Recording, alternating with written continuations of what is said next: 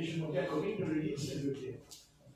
Il leur dit, allez par tout le monde et prêchez la bonne nouvelle à toute la création. Celui qui croira et qui sera baptisé sera sauvé, mais celui qui ne croira pas sera condamné. Voici les miracles qui accompagneront ceux qui auront cru. En mon nom, ils chasseront les démons, ils parleront de nouvelles langues, ils saisiront des serpents. S'ils boivent quelques breuvages mortels, il ne leur fera point de mal. Ils imposeront les mains aux malades, et les malades seront guéris. Le Seigneur, après leur avoir parlé, fut enlevé au ciel, et il s'assit à la droite de Dieu. Et ils s'en allèrent prêcher partout. Le Seigneur travaillait avec eux et confirmait la parole par les miracles qui l'accompagnaient. Amen. Amen. Donc, ce que le Seigneur est en train de dire à ses apôtres, et ce qu'il dit à ses apôtres, eh bien, il le dit aussi à nous. Il y a quelque chose qu'il y a déjà dans l'Ancien Testament. Ce qu'il y a dans l'Ancien Testament, c'est que de toute façon, le Seigneur est un être qui fait des miracles. On ne peut pas être le peuple du Seigneur, on ne peut pas être le peuple de Dieu si ce peuple-là ne vit pas des miracles. Parce que Dieu est un faiseur de miracles. Autrement, il serait un Dieu. Mais notre Dieu n'est pas des dieux, il est un Dieu. Et il est important de comprendre que nous ne pouvons pas nous orienter vers Dieu tant qu'on n'a pas compris que Dieu est le Dieu d'Israël. Tout le reste est faux. Dieu est le Dieu d'Israël. Et Israël a son Dieu. Et ce Dieu-là, eh bien, il s'appelle Melchisedec, roi de Salem. Et c'est important. Car pour ceux qui ne le sauraient pas, Melchisedec, roi de Salem, veut dire roi de paix. Et on ne peut pas douter un seul instant que c'est Jésus-Christ. C'est Jésus-Christ qui a rencontré Abraham quand il a vaincu les rois de Sodome et de Gomorrhe. Quand il a libéré Lot, son neveu, sa famille, et Melchisedec, roi de Salem, est venu vers Abraham. Et c'est important de savoir, de bien comprendre qui est Melchisedec, roi de Salem. Et là, nous sommes dans l'Ancien Testament, c'est-à-dire que nous sommes très loin de la venue de Jésus-Christ qui est venu, c'est très loin, des siècles et des siècles en arrière. Et quand on prie, on ne peut pas avancer tant qu'on ne connaît pas l'origine de Jésus-Christ. C'est très important. Donc nous savons, et il n'y a pas de doute, Melchisedec, roi de Salem, est notre Seigneur Jésus-Christ que nous invoquons aujourd'hui. C'est exactement le même. Ce n'est pas un autre, c'est lui en personne. D'ailleurs, il l'a dit, quand Moïse a posé la question, il a dit, Éternel, quel est ton nom? Et l'Éternel lui répond, c'est-à-dire Melchisedec, roi de Salem, répond à Moïse, je suis celui qui suis. C'est-à-dire, il n'y en a pas un autre, il n'y a pas d'autre Dieu, il n'y en a pas d'autre. Je suis le seul Dieu et il n'y en a point d'autre. Donc, je suis celui qui suis. Nous savons que dans l'évangile de Jean, les pharisiens ont posé la question justement à Jésus-Christ, qui est le roi de Salem, Melchisedec. Et il a répondu, avant qu'Abraham fût, je suis. Je suis celui qui suis. Parce qu'en vérité, le Dieu d'Israël n'a pas de nom. Il n'a pas de nom. C'est important. Car Moïse lui a posé la question, il a dit, quel est ton nom? Et il a répondu, je suis celui qui suis. C'est-à-dire qu'il n'y a point d'autre Dieu. C'est-à-dire que chaque Dieu a un nom. Mais Melchisedec, roi de Salem, ça veut dire le roi de paix, le roi de justice. Et dans l'évangile de Marc, car vous allez me dire qu'est-ce que ça a à voir avec l'évangile de Marc, au chapitre 16 et au verset 15, ça a à voir quelque chose d'important. Melchisedec, roi de Salem, qui est notre Seigneur Jésus-Christ ce soir, veut bien nous faire comprendre quelque chose.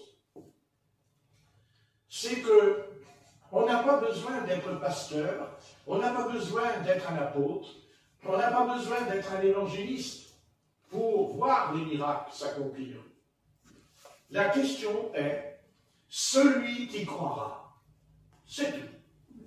Celui qui croira, eh bien, et qui sera baptisé sera sauvé, mais celui qui ne croira pas sera condamné.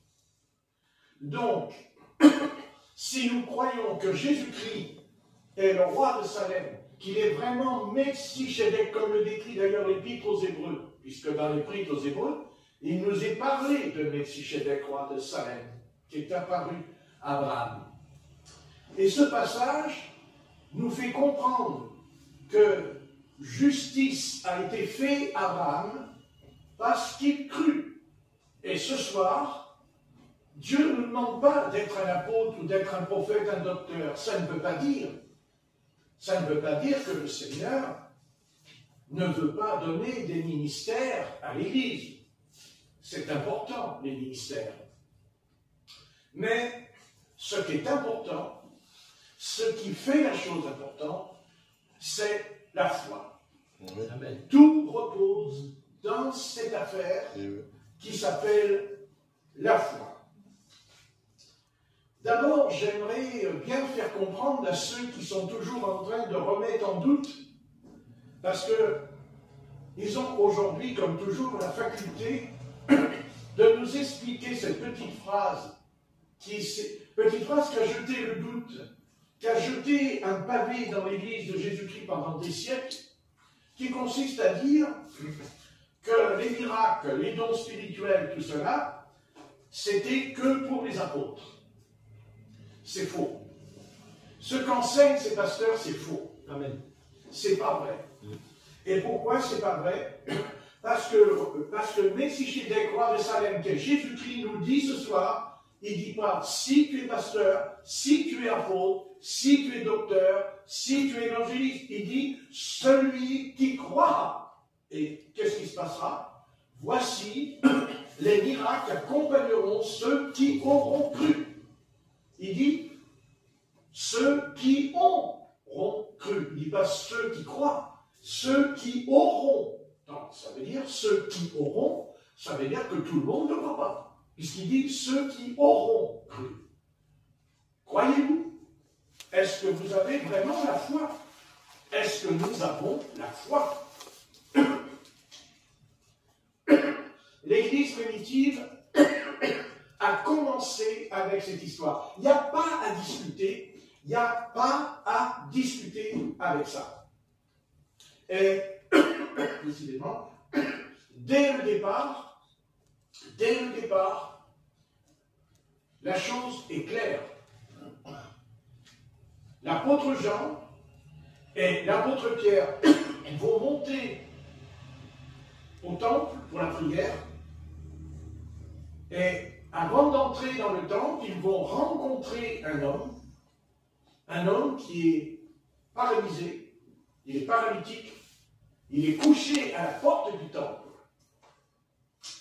Et immédiatement, l'apôtre Pierre et l'apôtre Jean diront, nous n'avons pas d'or, nous n'avons pas d'argent. Regarde bien, regarde bien. Au nom de Jésus-Christ, tu te lèves et tu marches. Ça, c'est la véritable Église du Seigneur Jésus-Christ.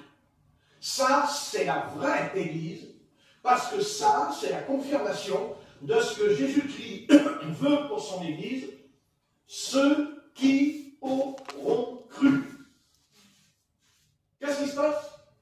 Ils verront des miracles, ils feront des miracles, ils guériront les malades, ils parleront de nouvelles langues, ils chasseront les démons. Il n'est pas dit tu es un apôtre, il n'est pas dit que tu es un docteur, ce n'est pas écrit que tu es un prophète. Il est dit ceux qui auront cru, c'est-à-dire vous. Amen. Vous et vous. Et bien sûr, nous avons bien compris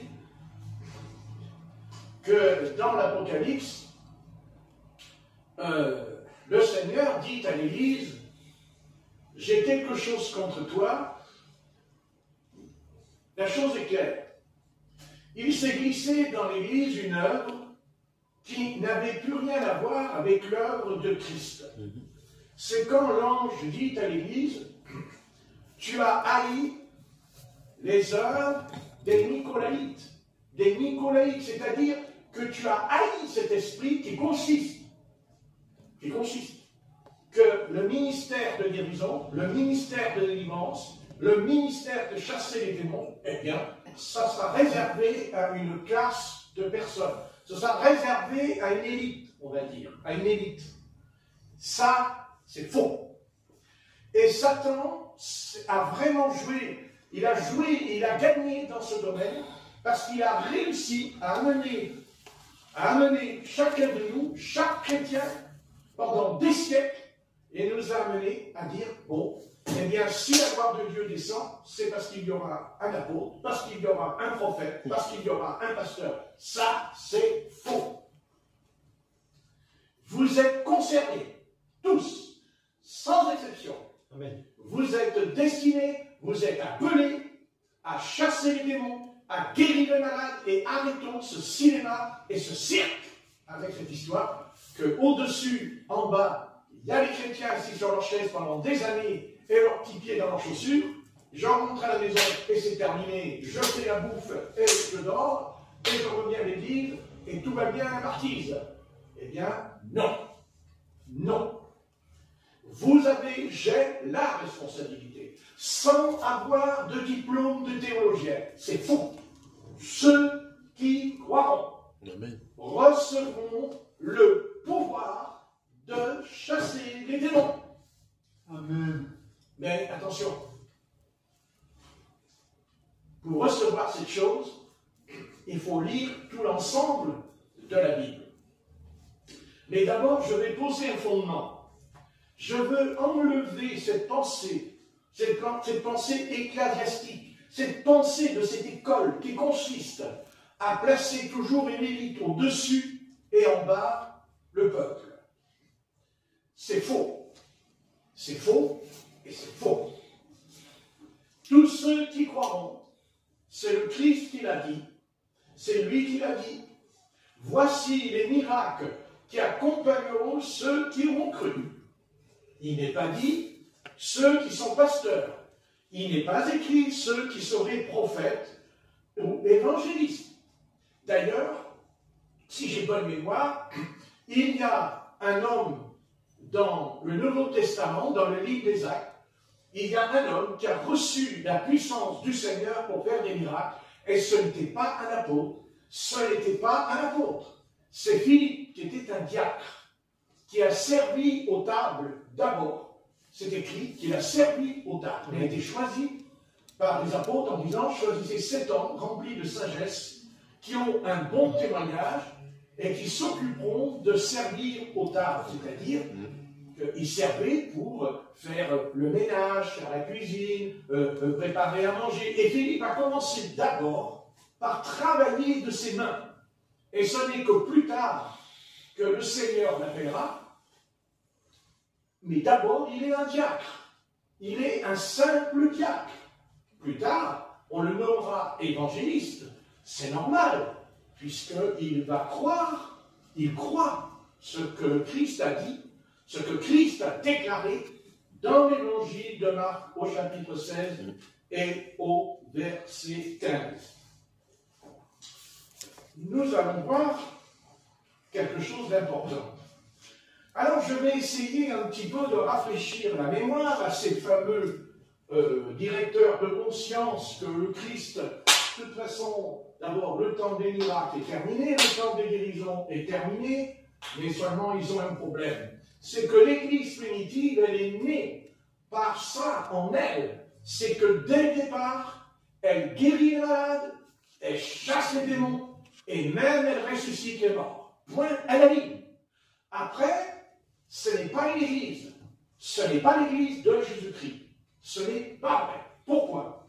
Parce que notre maître, le maître, a chassé les démons, a guéri les malades. D'abord, nous allons voir quelque chose de très important. J'aimerais qu'on prenne dans Matthieu, au chapitre 10, et à partir du verset 7. Dans Matthieu, chapitre 10 et verset 7. Matthieu 10, verset 7. Nous allons lire Matthieu 10 et verset 7.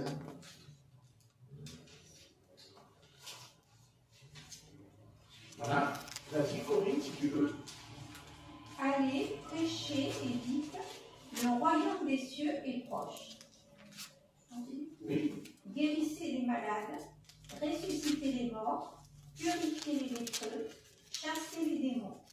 Vous avez reçu gratuitement, donnez gratuitement. Voilà, on s'arrête là.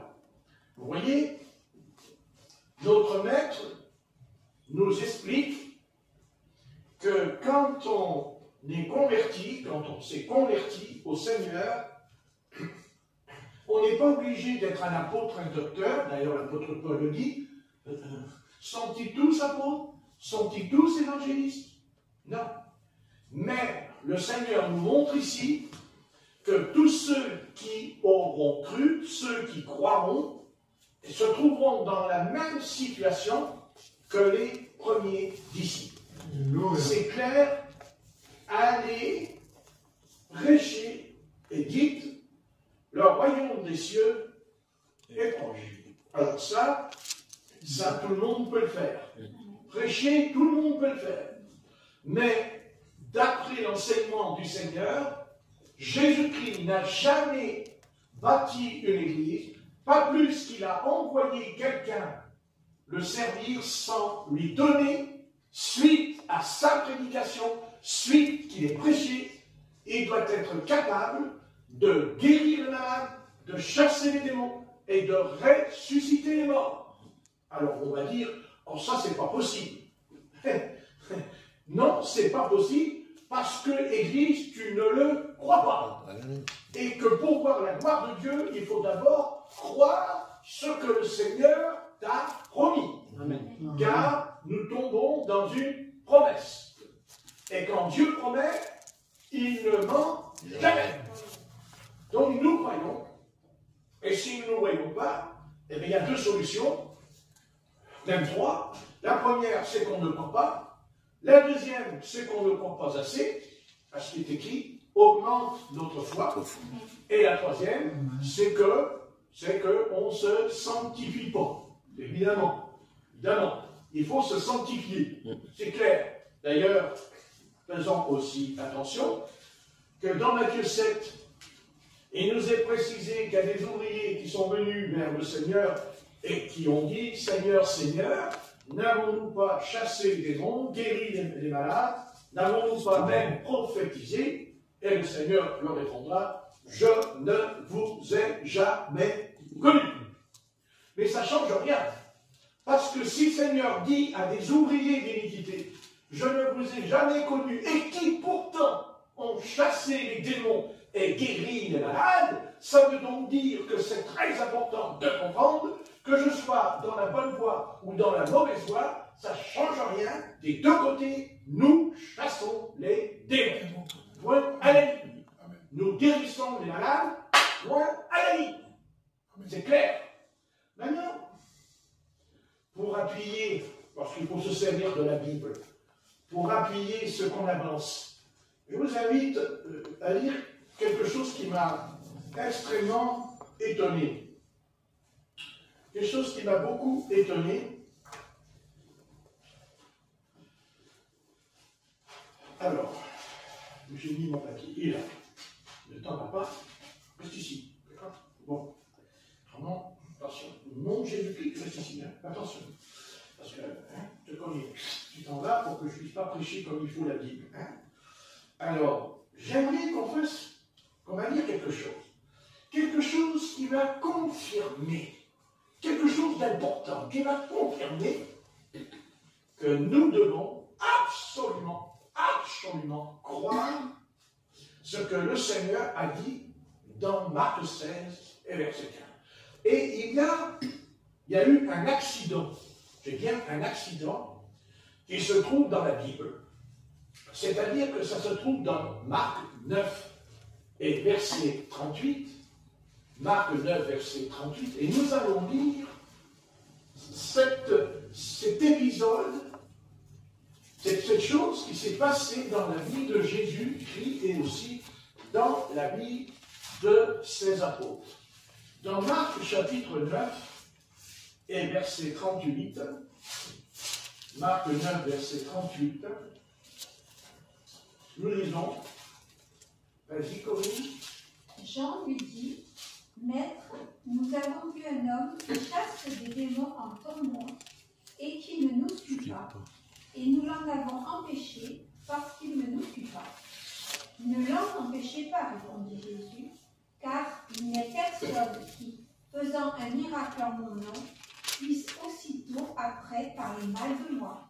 Qui n'est pas contre nous est pour nous. Amen. Amen. Amen. Donc voilà une histoire très intéressante pour ceux qui voudraient nous expliquer que le temps des miracles, le temps de chasser les démons, c'est plus pour aujourd'hui. Oui, mais alors Satan, là, il se frotte les mains. Parce que alors là, le diable, alors là, il se frotte les mains. Comment on peut être aussi stupide?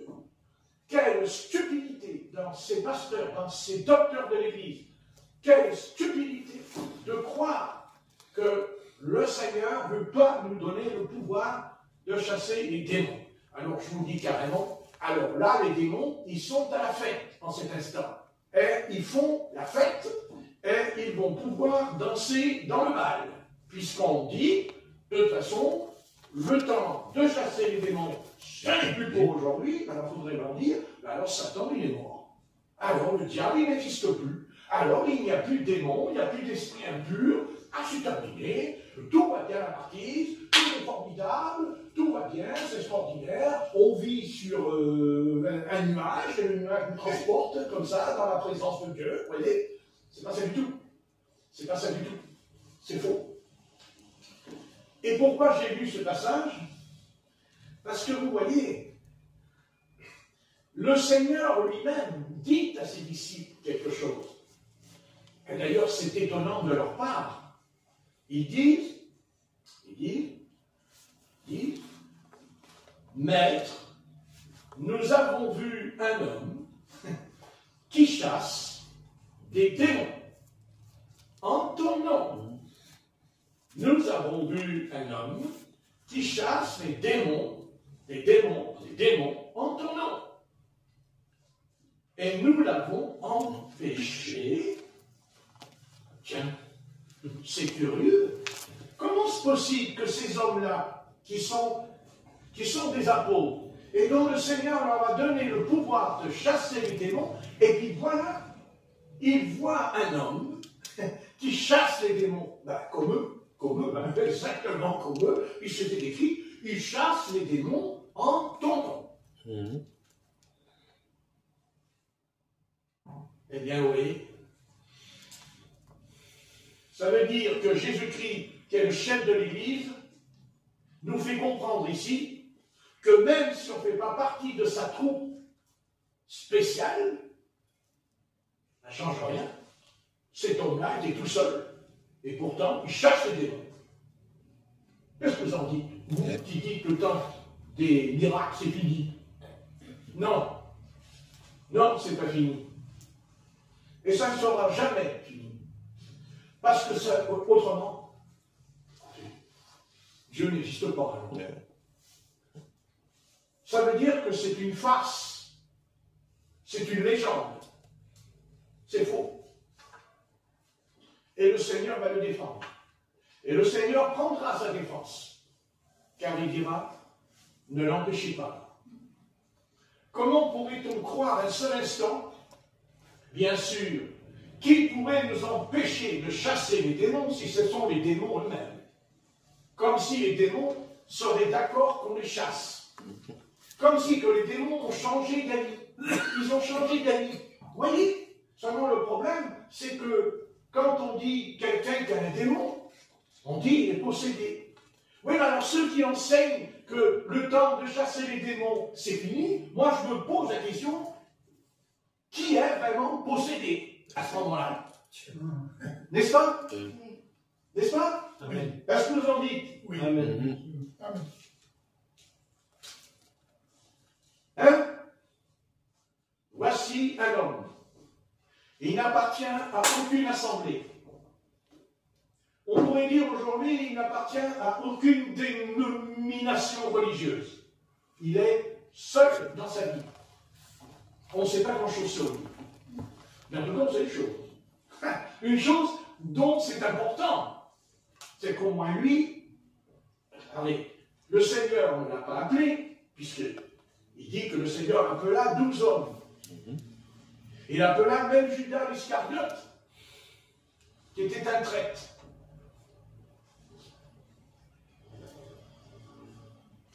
S'il y a une chose que Satan ne veut pas ce soir, en tout cas ce qu'il ne veut pas qu'on soit bien éclairé, c'est que justement, tu n'as pas besoin d'être pasteur pour le chasser. C'est faux. Tu as le pouvoir de le chasser. Et tu dois le chasser. Parce que si tu ne le fais pas, c'est lui qui va te chasser. C'est lui qui va te botter le derrière, je peux te le dire. Et il ne va pas se gêner. Et il en a des ruses dans son sac pour nous mettre par terre. Donc, c'est lui ou c'est nous. C'est un choix. Mais ce choix, c'est que Satan a toujours envie de nous faire avaler une couleuvre. Et le pire de l'histoire, c'est que quand on veut nous faire avaler une couleuvre, eh bien, ce n'est pas un pauvre type du peuple qui vous l'a fait avaler. Non, non, ce sont ceux qui sont, établis, dignitaires, qui ont même des diplômes pour être apôtres, docteurs, pasteurs et évangélistes. Il faudrait qu'ils m'expliquent, qu'ils arrivent à me montrer dans le livre des Actes que quand le Seigneur appelle son peuple à croire, et quand je parle du peuple, je ne parle pas d'une catégorie particulière de frères ou de sœurs en Christ. Nous sommes tous à la même enseigne.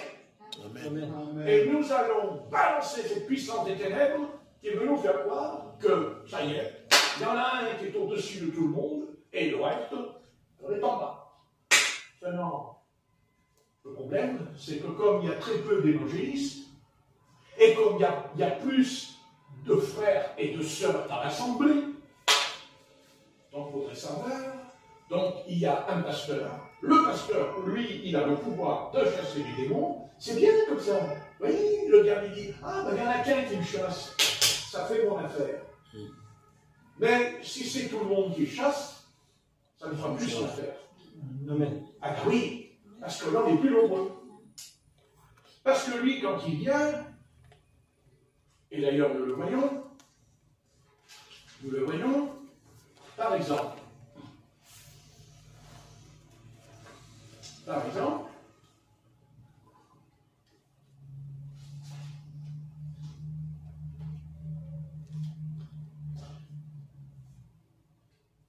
on va prendre dans Marc au chapitre 1.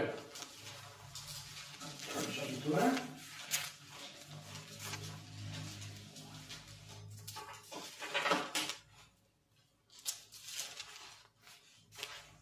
On va prendre peut-être.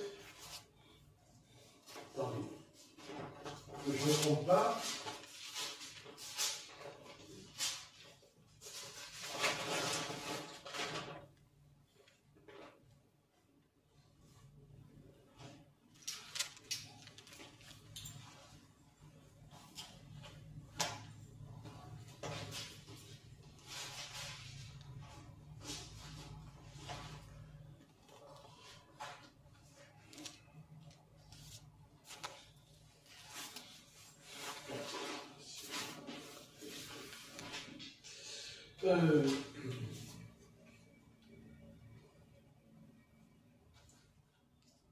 Je vais vous les lire.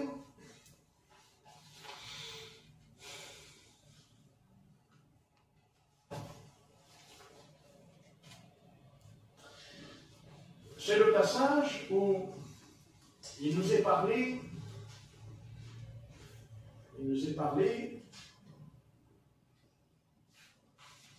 au sujet de l'homme qui est possédé par un esprit impur. Vous connaissez cette histoire? Et il est dit que quand l'esprit est chassé, il sort et il s'en va. Il s'en va et il dit: je retournerai dans ma maison. Il sort, il quitte la maison et il retourne dans la maison. Mais quand il revient, il nous est dit, et il prend avec lui 7 autres esprits, c'est-à-dire 7 autres démons. Et le texte dit, plus méchant que lui. Plus méchant que lui.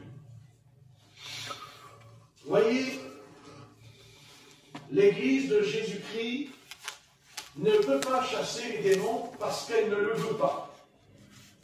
Elle ne le veut pas parce qu'elle est paresseuse, parce qu'elle est négligente, parce qu'elle n'a pas envie. Elle n'a pas envie d'en payer le prix. Elle ne veut pas.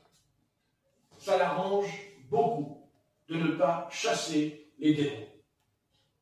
Seulement, il faut arriver à comprendre que dans ce passage, que l'esprit sort de cet homme, et quand il sort, il s'en va au loin, mais il revient. Donc il y a un va-et-vient. Il part et il revient.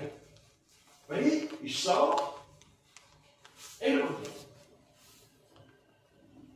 Et quand il revient pas seul. On va considérer qu'il revient comme si c'était une armée. On sait ce que c'est qu'une armée, c'est-à-dire plusieurs. D'ailleurs, c'est ce que dira le Seigneur au démon de Gadara, quand il lui dira quel est ton nom, et il lui dira Légion. Et le texte dit plusieurs.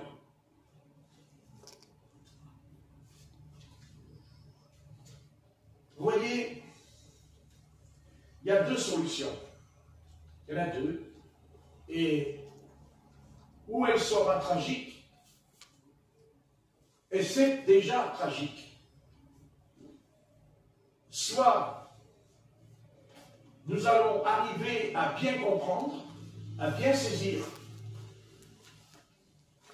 qu'il ne s'agit pas de réciter les versets bibliques par cœur, il s'agit maintenant de passer à l'action.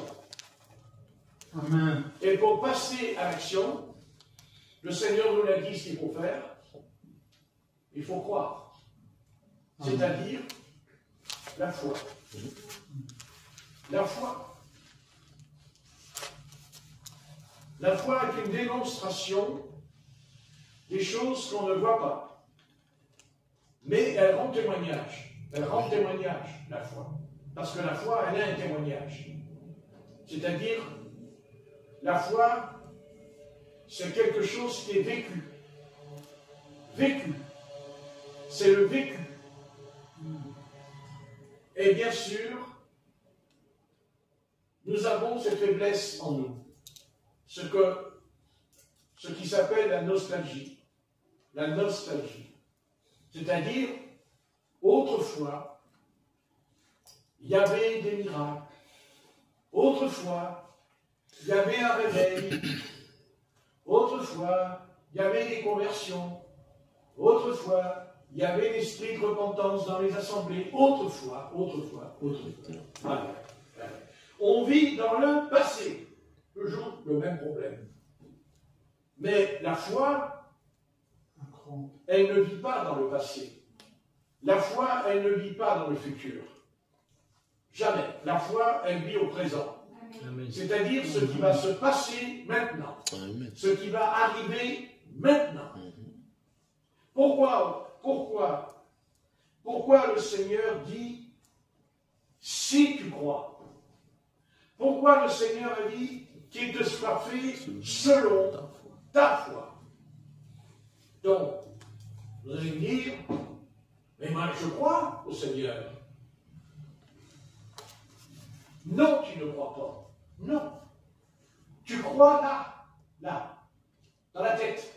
Tout est là, comme un meuble. Un meuble est composé de plusieurs tiroirs. Il y a plusieurs tiroirs dans un meuble. Et la foi, c'est justement, il faut tirer le tiroir, il faut ouvrir le tiroir et prendre ce qu'il y a à l'intérieur. Quand on parle de Melchisédek, roi de Salem, nous parlons du Christ. Et quand nous parlons du Christ, nous parlons de quelque chose qui est potentiel, d'une substance. Parce que la foi, c'est une substance. Une substance, c'est-à-dire, c'est une graine. C'est une graine. Chaque graine porte en elle la vie. Même un grain de moutarde. C'est ce que le Seigneur dira. Il dit, si tu as la foi comme un grain de moutarde, et il nous est dit que c'est le plus petit des grains qu'il y a sur la terre, c'est le grain de moutarde. Donc, que le grain n'a pas besoin d'être énorme, c'est la substance. Christ est la substance, parce qu'il a dit, si tu crois en moi, tu as la vie éternelle. Donc là aussi, d'ailleurs, est-ce qu'on remet en question en nous? Est-ce que se pose cette question en nous ce soir, que nous ne croyons pas que nous avons la vie éternelle? Jamais. Nous sommes convaincus que nous avons la vie éternelle. Amen. On ne peut pas l'expliquer. Nous sommes convaincus que Jésus-Christ a effacé, pardonné notre péché. Mais le seul endroit où nous n'avons pas la foi, c'est au sujet de la guérison et de la délivrance. Incroyable. Incroyable. Dans l'Évangile, nous découvrons que les personnes qui ont été guéries par le Seigneur, n'avaient pas de problème dans ce domaine. Pas de problème. Ils croyaient que Jésus-Christ pouvait les guérir, ils le croyaient. Et quand il leur a parlé de la vie éternelle, là, ils avaient des doutes. Ils doutaient, il avait qu'à faire attention, ils doutaient. Ils doutaient énormément de lui. Vous voyez? Mais pas pour la guérison. Pas pour être délivré d'un démon. Là, ils ne doutaient pas. Et nous, c'est l'inverse. Nous, on ne doute pas qu'on a la vie éternelle, mais on doute ce soir que Jésus-Christ peut nous délivrer, nous guérir et même nous ressusciter des morts si on meurt. Amen. Eh oui. Le fondement de la Bible. Il n'y a pas de Bible s'il n'y a pas la foi. Il n'y a pas de Dieu s'il n'y a pas la foi. Vous pouvez crier tant que vous voulez, Dieu existe, Dieu existe. Dieu existe parce que tu crois en lui. Pas seulement parce que tu crois que Dieu existe, mais aussi parce que Dieu peut te délivrer, parce que Dieu peut te guérir, parce que Dieu est vivant. Point à la ligne. Et si vous avez des doutes, alors je vous conseille de lire le Nouveau Testament et vous le trouverez. Vous ne ferez que trouver dans le Nouveau Testament, en commençant par l'évangile de Matthieu. Et là où la chose, parce que quand les apôtres, quand ils ont vu que Jésus-Christ est ressuscité des morts, ils en ont douté encore. Car n'oubliez pas qu'ils ont douté que Jésus était ressuscité. Ah, ils ont douté. Pas les femmes, mais les hommes.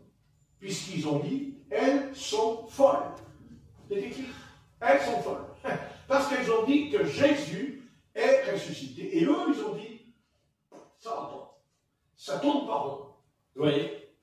Heureusement qu'il y a eu, Dieu soit merci Seigneur pour nos sœurs en Christ. Amen. Qui ont eu au moins la noblesse de dire Jésus est ressuscité des morts. Pas de doute. Vous voyez? Heureusement. Parce que sans elle, il y a longtemps que les disciples seraient retournés à leur petite vie tranquille. Et c'est ce qu'ils ont fait d'ailleurs. C'est ce qu'ils ont fait. Puisqu'ils sont retournés pécher, ils ont repris leur métier, alors que le Seigneur leur avait dit 3 ans et demi en arrière, toi, suis-moi. Ils laissèrent leur barque. Pour Jean, il laissa son père, ou son grand-père, je ne sais pas, Zébédée, et il laissa les filets. C'était son père. Son père Zébédée. Zébédée. Vous avez compris? Vous avez compris, c'est pas grave. Donc, Zébédée. Merci. Dommage que vous êtes à gauche, j'aurais été à droite, j'aurais dit à droite. Donc, il faut que les choses soient bien claires, quand il y a des bonnes choses aussi à gauche. Ben, il y a Nicolas à droite. Ah, c'est pour ça que je l'enregistre. Donc, il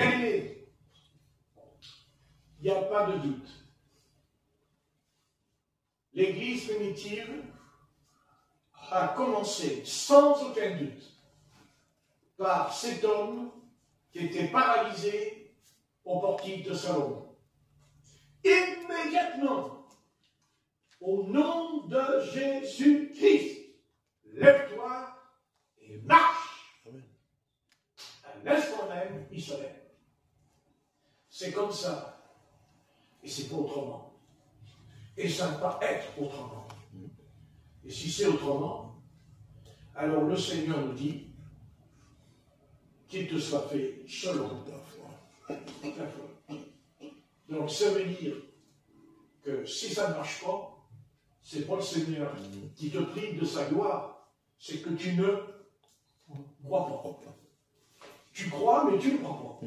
Parce que si tu crois, voici les miracles qui accompagneront ceux qui auront cru. Ce soit bien clair. Ceux qui auront cru. C'est pas compliqué. Le Seigneur ne demande pas, il ne dit pas si tu es un apôtre, si tu es un prophète, si tu es un docteur. Il ne te demande pas ça. Il ne te demande pas si tu as été à l'école biblique. Il ne te demande pas si tu as été à la faculté de théologie. Vas-y, ça ne fait pas de mal. Mais c'est pas ça la Bible.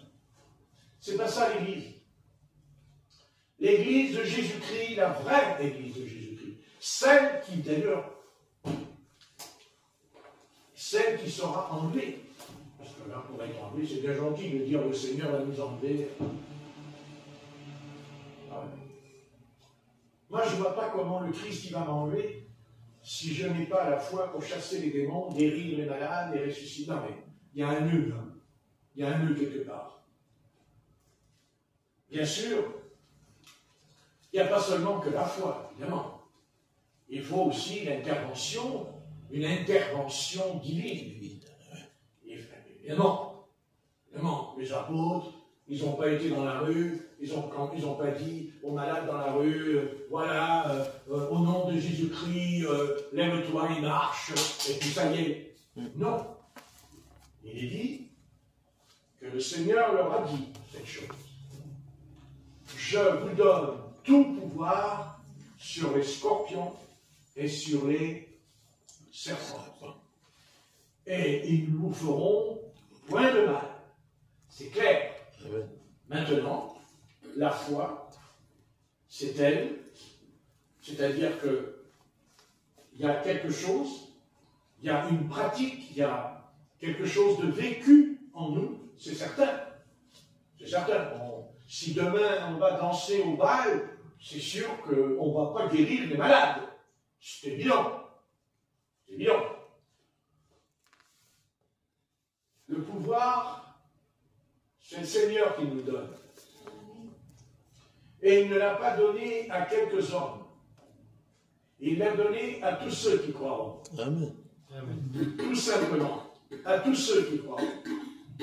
Ça fait que comme c'est réservé à une élite, donc ça veut dire que l'élite, elle, on va commencer à tomber exactement ce qui se passe aujourd'hui d'ailleurs dans les affaires politiques, c'est-à-dire le président, le vice-président, et si, ça, vous voyez, et c'est exactement pareil dans l'Église. Il y a toujours cet état d'esprit dans l'Église. Et on n'en veut pas. On n'en veut pas. Dieu nous appelle. Dieu attend de nous, évidemment. Il attend de nous la consécration. Il attend de nous le renoncement à nous-mêmes. Il attend de nous que nous lui donnions notre vie. Voilà. C'est bien ça. C'est ça l'apostasie. La vraie apostasie. C'est quand on ne donne pas sa vie au Christ. Parce que ça, ce mot, je donne ma vie à Jésus-Christ, ça nous passe par-dessus la tête. On n'a pas bien compris qu'est-ce que c'est que donner sa vie à Jésus-Christ. Aujourd'hui, il y a des centaines de gens qui vont rentrer dans une église. Ils vont entendre le message de l'évangile. On prend le baptême. Et après, qu'est-ce qu'il y a après? Eh bien, après, on va s'installer sur la chaise. Pour ceux qui sont un petit peu plus riches, ils s'installeront dans un fauteuil et ils passeront leur vie jusqu'à ce qu'ils partent. Ils passeront leur vie comme ça. Mais, oui, maintenant, il y a quelque chose qui ne va pas aller. Quelque chose qui devrait nous faire réfléchir. Le Seigneur a dit, il appela un homme et il lui a dit, je te donne un talent.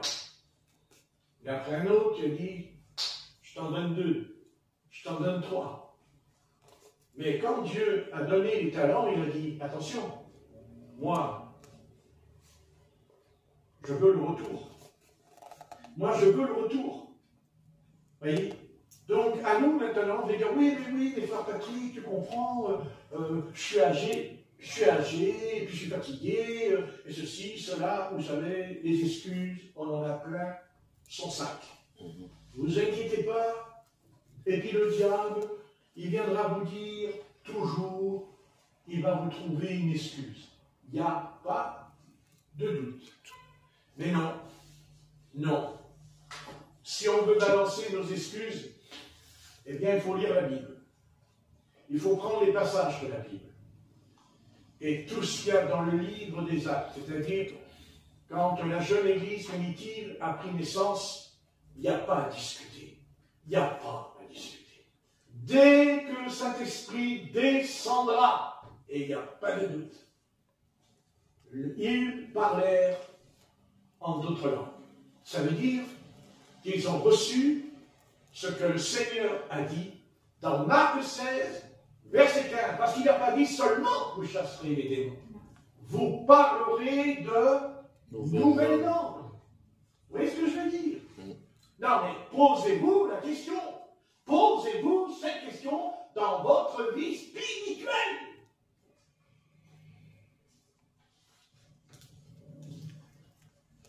La foi n'est pas passive. La foi, elle croit parce qu'elle entre en action. C'est-à-dire, c'est pas parce que le Seigneur nous a promis quelque chose qui va nous le donner dans une minute. Il peut le faire. Mais ce n'est pas comme ça que ça se passe. Voyez, le Seigneur nous a sauvés, mais en même temps, il nous fait entrer dans son école. Ce qu'on appelle, dans l'Éphésiens, l'école de Christ. C'est écrit, l'apôtre Paul, l'école de Christ. Qu'est-ce que c'est qu'une école? Une école, c'est des élèves avec un professeur. Et notre professeur, c'est le Saint-Esprit. Ah oui, parce qu'aujourd'hui, c'est le Saint-Esprit, puisque le Seigneur n'est pas là. Il est là-haut, il va revenir. En attendant, il a dit, je ne vous laisse pas seul, je vous enverrai un autre consolateur, le Saint-Esprit. Attention, le Saint-Esprit, il prendra ce qui est du Seigneur et vous le donnera. Donc nous sommes entrés dans une école.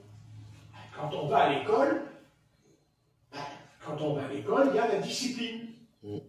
Quand on va à l'école, eh bien, on écoute, on apprend et aussi on va passer les examens. Et oui. Et le Seigneur Jésus, c'est un rabbi, c'est-à-dire c'est un maître, c'est un docteur et c'est un maître. Et c'est ça, c'est que quand l'Église primitive, quand les saints de l'Église primitive sont rentrés dans la gloire, Satan s'est glissé dans l'Église et il a dressé les hommes des Nicolaïdes. C'est-à-dire, il a fait, vous voyez, il a fait, vous voyez, comment expliquer? C'est ceux qui sont dessus, le clergé. Voilà, il a créé le clergé. Le clergé, vous connaissez le clergé? Le clergé, les pontifes. Vous savez, les pontifes, les seigneurs, les cardinaux, tout le bazar, vous voyez? Je t'en foutrais, moi, les cardinaux. Moi. Jésus lui-même n'était pas... Regardez, Jésus lui-même ne s'était pas appelé Saint-Père. Vous voyez, dans quelle salade nous sommes. Mais ils se débrouillent. C'est leur salade. Ce n'est pas notre problème. Notre problème à nous, c'est que d'abord, il faut aller prêcher. Prêcher la vérité. Mais la vérité, elle est confirmée par des miracles et par des prodiges. Et jamais, jamais l'Église primitive, elle-même l'Église primitive, le jour de la Pentecôte, quand le Saint-Esprit descend, elle reçoit un don. Elle en reçoit même un deuxième. Oui, puisque pour comprendre ce qu'il disait dans d'autres langues, il fallait pouvoir l'interpréter. Et l'apôtre Paul dit, le don d'interprétation. Alléluia. Donc il n'y a pas seulement le don des guérisons, il n'y a pas seulement le don des miracles, il n'y a pas seulement le don de la foi, il y a le don du parler en langue, et le don d'interpréter les langues, il y a le don du Saint-Esprit qui nous donne les dons spirituels. Amen. Et l'Église n'a pas les dons spirituels. Et pourtant, l'apôtre Paul, dans 1 Corinthiens 12, nous dit, aspirez aux dons les meilleurs, surtout à celui de la prophétie. Car Paul dit, quand je parle en langue, mon intelligence est stérile parce que je dis des mystères de Christ. Donc, il faut que le mystère soit dévoilé, et pour cela, nous avons besoin du don d'interprétation. C'est le Saint-Esprit. Ce n'est pas ce que je dis, c'est ce que le Saint-Esprit veut faire en chacun de nous. Point à la ligne.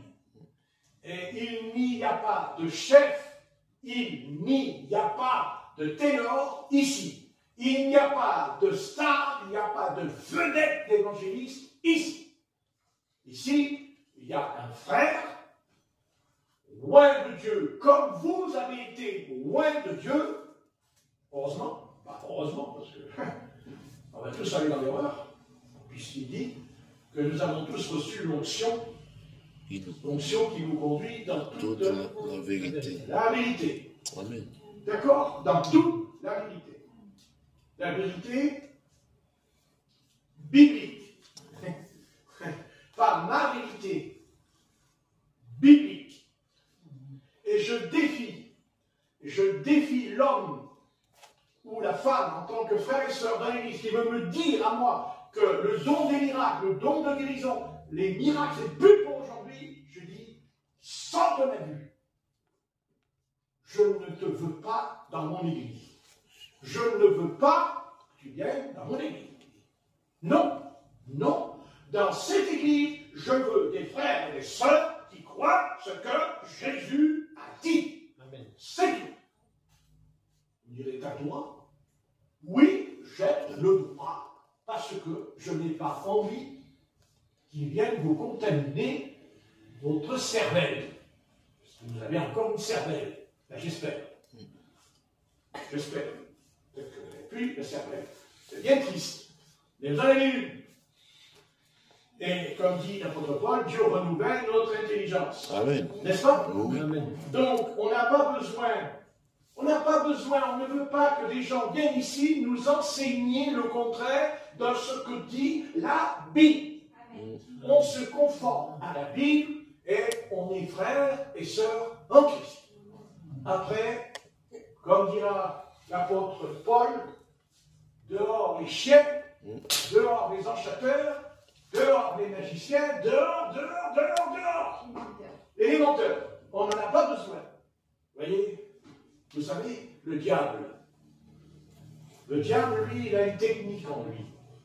C'est de nous contaminer la tête. Eh oui. Ben oui. Vous voyez, ce que je dis n'est pas honnête. Vous voyez, vous avez comme ça, vous avez des genres de sœurs comme ça qui, vous savez, des genres de sœurs qui prennent le téléphone, tout ça, ils appellent un frère et ils disent, et alors, oh, je t'aime, oh, tu me plais, oh, tu es beau, oh, oui, oh, oui. Alors le frère qui est au téléphone, il écoute, il dit, oh, quand même, faut exagérer quand même. Et puis alors le frère, il est courageux, il dit, ah non, ouais, moi je t'aime, enfin, je t'aime en Christ, n'est-ce pas? En Christ, non, parce que c'est d'abord en Christ d'abord, après le reste viendra plus tard, d'abord dans le Seigneur. Seulement, ce que tu plantes dans ton jardin, mon ami, ce que tu vas planter dans ton jardin, ça va pousser. Que tu le veuilles ou non. Si demain tu plantes une tomate, tu n'auras pas une pomme de terre. Tu auras une tomate. Et si tu plantes un concombre, tu auras un concombre. Et tu n'auras pas un oignon. D'abord, les oignons, ça fait pleurer, n'est-ce pas? Donc, la personne, vous savez, la petite voix, douce et gentille. Oh, c'est anodin. Non, mais c'est anodin. Mais il n'y a pas de mal. Mais qu'est-ce qu'il y a de mal? Je t'aime. Je n'osais pas te le dire. Mais voilà. Et puis voilà. Et puis alors, la personne, elle raccroche. Elle dit, non, c'est hors de question. Non, moi je veux pas. On va voir même le pasteur. On dit au pasteur, non, mais de toute façon, t'inquiète pas, pasteur. Moi j'ai dit non. Moi je veux pas. Mais la graine, elle est plantée dans le cerveau, la graine. Et Satan, il vient la nuit. Vous savez, il dit, quand même, attends, elle est gentille, elle t'aime. Ah oui, elle t'aime. Et les autres frères dans l'église, ils t'aiment pas. Ah non, ils t'aiment pas. Mais cette personne, elle t'aime beaucoup. Ah oui. Alors, la personne qui a reçu son message, le message, c'est un message, vous voyez, c'est un message. Non, c'est pas un message biblique, hein, vous inquiétez pas. C'est pas biblique, hein. Non, parce que si c'est biblique, vous inquiétez pas, c'est droit, hein, c'est très droit. Seulement quand c'est pas droit, il y a les dégâts qui vont venir. Non, mais ça va venir. Alors, quand on a mis la graine dans la terre, vous savez ce qui se passe? À un moment donné, il y a une petite tige comme ça qui sort. Elle est toute petite. Oh, elle n'est pas grande, hein? Non. Elle ne vient pas. Non, attendez, quand on plante un gland, il ne vient pas tout de suite la chaîne, hein? Non. Non. D'abord, c'est un petit gland comme ça, vous voyez, mais dedans, il y a un chêne. Il y a un chêne dedans. Dedans, il y a un arbre qui va être très grand. Mais au départ, pas tout petit. Mais ça a été mis à la terre. Et donc, vous voyez, comme ça, vous savez, vous voyez, non mais, hop, c'est un petit grain là, un tout petit grain là, tout petit, le vaccin. Voilà. Je pense pas qu'elle est lui, il a fait comme moi quand même, hein. Hein? Comme le vaccin. Quand on est vacciné, on est vacciné, hein. Oui. Bon, on ne peut pas revenir en arrière, hein. Le juju, il est rentré dans le sang du juju, ouais. n'est-ce pas? Oui. Et bien spirituellement, c'est pareil. Un petit truc, c'est une petite parole. Alors au départ, il n'y a rien, non. Non. Seulement, vous voyez, le Seigneur, dans la Bible, il nous enseigne quelque chose. Quelque chose qui peut-être n'a pas un rapport avec ce que j'ai expliqué tout à l'heure. Mais, vous savez, quand le Christ nous a sauvés, il nous a demandé de quitter un chemin. On a quitté un chemin. Parce qu'avant de nous convertir, on était sur un chemin.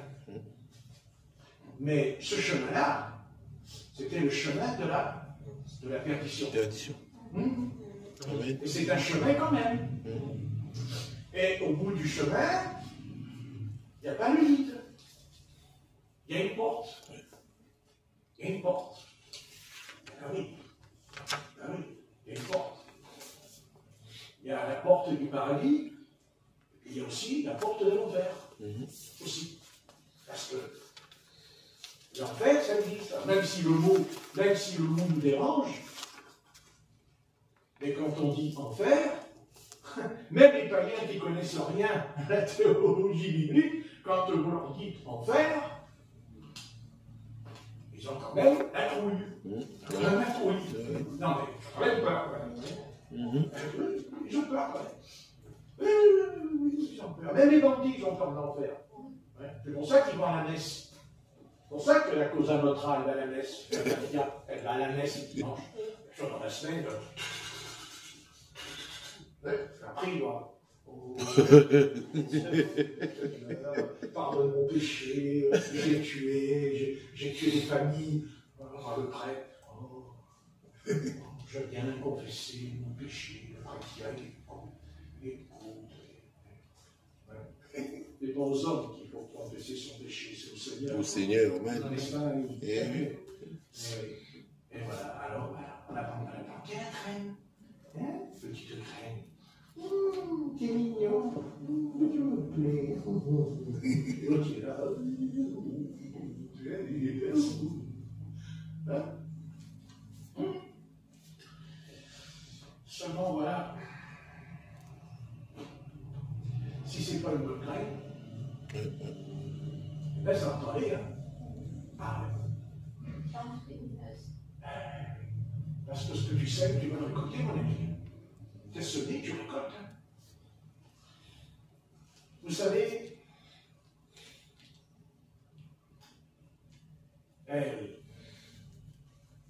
c'est ça, de toute façon. Comme je disais tout à l'heure, je disais donc à ce frère, puisque j'ai une conversation avec ce frère, et j'expliquais à ce frère que tu t'es fait avoir, je peux le comprendre. Parce que on n'est que des hommes, des humains. Mais, à un moment donné, j'ai dit, il y a quelque chose qui aurait dû t'alarmer, quelque chose qui aurait dû te dire, c'est terminé, on arrête.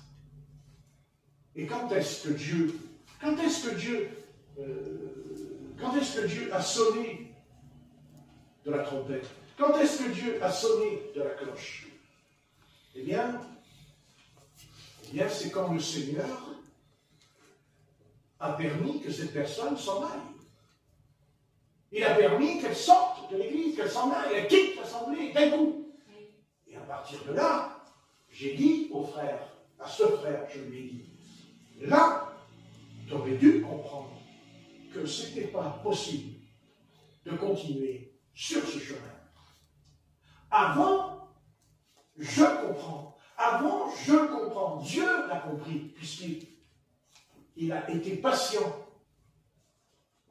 Et le jour où cette personne a dit, je sors de l'église, je m'en vais de l'église. Là, il fallait dire, c'est terminé. Ce qui n'a pas été le cas. Donc Dieu a été obligé de prendre les choses en main. Vous comprenez? Parce qu'à un moment donné, il faut arriver à comprendre. On n'a pas besoin d'un pasteur pour comprendre. On n'a pas besoin d'un serviteur de Dieu pour comprendre. On n'a pas besoin. Si tu quittes l'assemblée, si tu quittes le peuple de Dieu, ça veut dire que cette âme-là n'est pas sincère. Ça veut dire que cette âme-là, elle n'est pas convertie. Ça veut dire qu'elle ne s'est jamais repentie. On peut quitter l'assemblée, mais pas de cette manière. Un bon terme. Pas comme ça. Excusez-moi, Dieu est lumière, à ce que je sache. Et quand il y a les ténèbres, c'est que ce n'est pas la lumière.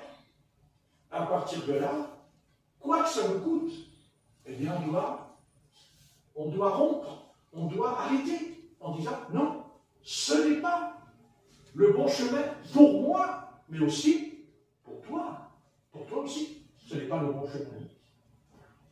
Et maintenant je vais te punir, c'est-à-dire je vais couper les ponts pour te punir, pour bien te faire comprendre que ce que tu as planté dans ma tête, je le fous dehors. Parce que si ça avait été bon, à votre avis, pourquoi l'arbre est malade? Pourquoi les branches sont malades?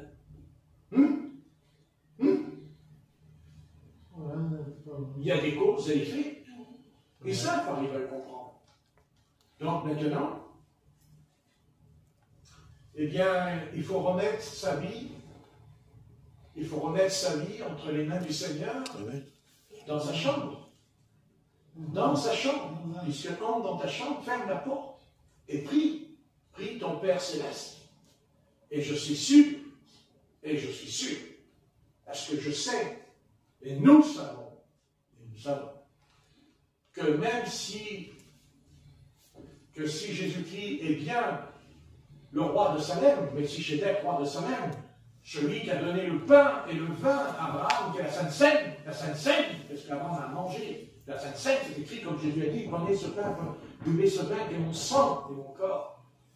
C'est ce que Dieu a fait avec Abraham. Mais Abraham a aussi commis des erreurs. Abraham aussi, il est tombé dans le péché, que ça nous plaise ou pas, il est tombé quand même. Ah si, il est tombé. Amen. Pas une fois. Il est tombé à chaque fois qu'il est retourné en Égypte. Parce qu'il retourne en Égypte. Et à chaque fois qu'il est les pieds en Égypte, c'est l'échec. C'est l'échec. Il échoue. Il échoue. C'est quand il remonte et qu'il retourne dans le pays de Canaan. Parce qu'il a vécu dans le pays de Canaan. Il a vécu avec eux. Si. Mais il dit que le péché n'était pas arrivé à son comble. Amen. Il a vécu, c'est Dieu qui a dit. Il a conduit Abraham, il a dit, ce pays, il dit, je le donne à ta postérité pour l'éternité. Pour l'éternité. Alors, à l'OTAN, à l'ONU, nous font rigoler, vous savez, avec leur table ronde, là, pour résoudre le problème d'Israël, Jérusalem. Ils peuvent toujours essayer, hein. Ils vont se planter contre un mur. D'ailleurs, je l'ai lu cette nuit, même Gog et Magog, de toute façon, ils se plantent contre un mur, hein, puisque Dieu dit qu'il détruira Gog et Magog. C'est écrit, il va les détruire. que ce changera. Ah.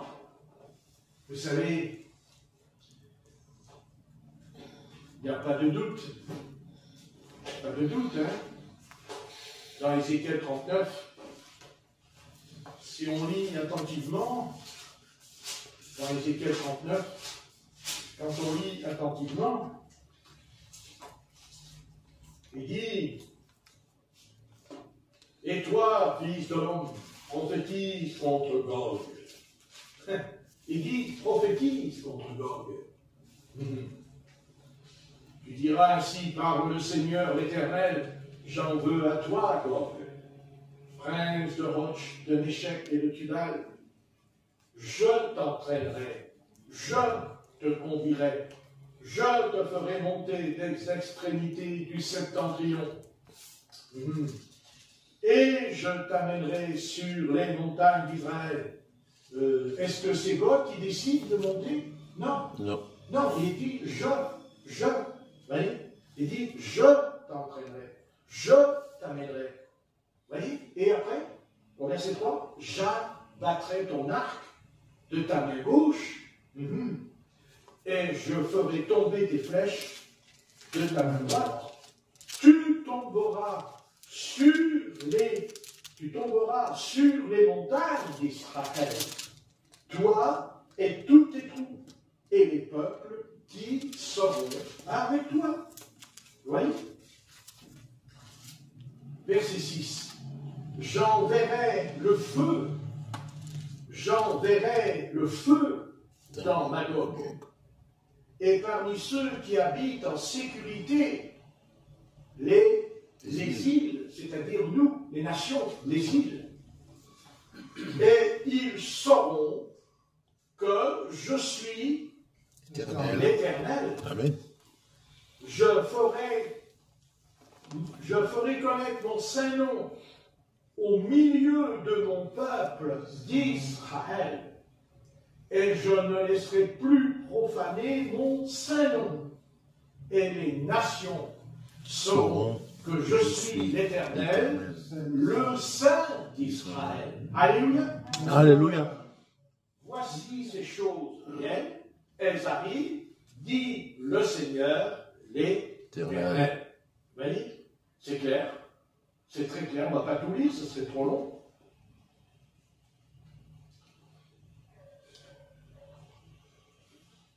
Verset 11. En ce jour-là, je donnerai à Gog un lieu qui lui servira de sépulcre en Israël. Voyez? Voyez? Ça va être une tombe. Ils vont aller dans la tombe. La vallée des voyageurs à l'orient de la mer, ce sépulcre fermera le passage aux voyageurs. C'est là qu'on enterrera, écoutez bien, c'est là qu'on enterrera Gog et toute sa multitude. Et on appellera cette vallée la vallée de la multitude de Gog. Voyez? Voilà. C'est très important. C'est très important.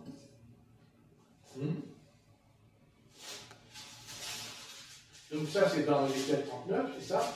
Et puis après, il y a Ézéchiel, on n'a pas lu Ézéchiel 38.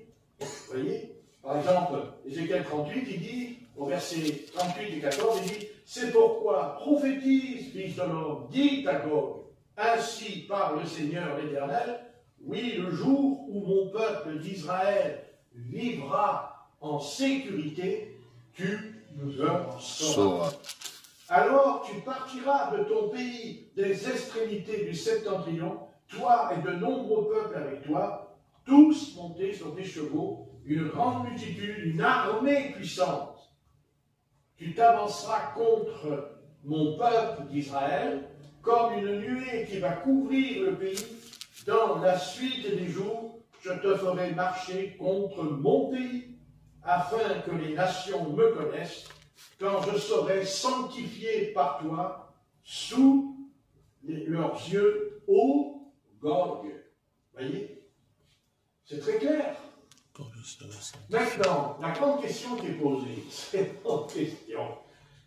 est-ce que c'est pour aujourd'hui, cette prophétie, est-ce que c'est pour aujourd'hui? Alors, si on lit Apocalypse 20 et verset 7, car il ne s'agit pas de placer une prophétie, et il faut qu'elle soit placée au bon endroit. Autrement, nous allons aller dans l'erreur. Et nous risquons d'attendre quelque chose qui n'arrivera pas parce que le temps ne correspond pas avec ce qui est dans la Bible. Premièrement, dans Apocalypse chapitre 20, qu'est-ce qui nous est dit au sujet de Gog? Puisqu'il nous est parlé de Gog. Au chapitre 20 et verset 7, quand les 1000 ans, écoutez bien, quand les 1000 ans seront accomplis, Satan sera relâché de sa prison et il sortira pour séduire les nations qui sont aux quatre coins de la terre, Gog et Magog, afin de les rassembler pour la guerre. Leur nombre est comme le sable de la mer. Ils montèrent à la surface de la terre, ils investirent le camp des saints et la ville bien-aimée. Mais un feu, on l'a lu tout à l'heure, mais un feu descendit du ciel et les dévora. Et le diable, qui séduisait, fut jeté dans les temps de feu et de soufre, où sont la bête et le faux prophète. Ils seront tourmentés jour et nuit au siècle des siècles. Alors on va arrêter cette histoire de croire que c'est Gog, que c'est maintenant. Non, ce n'est pas ce que dit la Bible. Tant pis si ça contrarie les esprits, mais moi je ne contradierai pas ce que dit la Bible. Je me tiens dans la Bible. Oui. Et Gog et Magog, c'est après le règne des 1000 ans. Et je vous signale qu'on l'a lu dans Ézéchiel 38, il dit qu'il montera au milieu d'un peuple qui vit en sécurité. Excusez-moi, le peuple d'Israël, il ne vit pas en sécurité ce soir. Hein? Non. Donc, pourquoi en sécurité? Parce que le seul moment où Israël connaîtra la sécurité, c'est au règne des 1000 ans. Voilà, on comprend bien. Oui. Alors vous allez me dire, alors c'est quoi qu'il va y avoir? Il va y avoir ce que la Bible dit, qui emploie une bataille, il parlait d'une bataille qui s'appelle la bataille d'Armageddon, et Armageddon n'a rien à voir avec Gog et Magog. Ce n'est pas la même prophétie. Armageddon, c'est une bataille qui aura lieu dans la vallée de Jéréel. D'abord, il est parlé de la vallée de Jéréel, la vallée de Josaphat, qui est à 33 ou 35 km de Jérusalem, où le Seigneur, c'est l'Antichrist. Là, c'est l'Antichrist Armageddon, où il viendra avec ses armées afin de détruire le peuple d'Israël. Il veut, oui, c'est pas pareil, mais il sera vaincu. Il sera vaincu parce que Jésus-Christ, le Messie, va venir et posera ses pieds sur le mont des Oliviers, et ce sera une bataille qui sera liée parce que le diable n'est pas encore jeté dans les temps de feu et de souffle, il est jeté en prison pendant 1000 ans. C'est clair, c'est net. Donc ce qui va venir, c'est que les nations, quand je dis les nations, je ne parle pas que de Gog et de Magog. Non, c'est toute nation avec son chef qui va, c'est-à-dire c'est l'Antéchrist. L'Antéchrist. C'est pas pareil. Ce n'est pas la même chose. Gog, il n'est pas dit que Gog et Magog, c'est l'Antéchrist. C'est pas l'Antéchrist, ça n'a rien à voir. Gog et Magog, c'est une guerre qui aura lieu après le règne des 1000 ans. C'est ce que dit la Bible. Celui qui ne veut pas lire la Bible, tant pis pour lui. Moi, j'ai dit 1000 ans après. Ok, on arrête. Voilà. Là, je ne suis pas obligé de suivre les ânes. Parce qu'il y a les ânes aussi, avec des grandes oreilles. Vous voyez? Oui. Donc, on reste dans la Bible. Gog et Magog, ce n'est pas maintenant.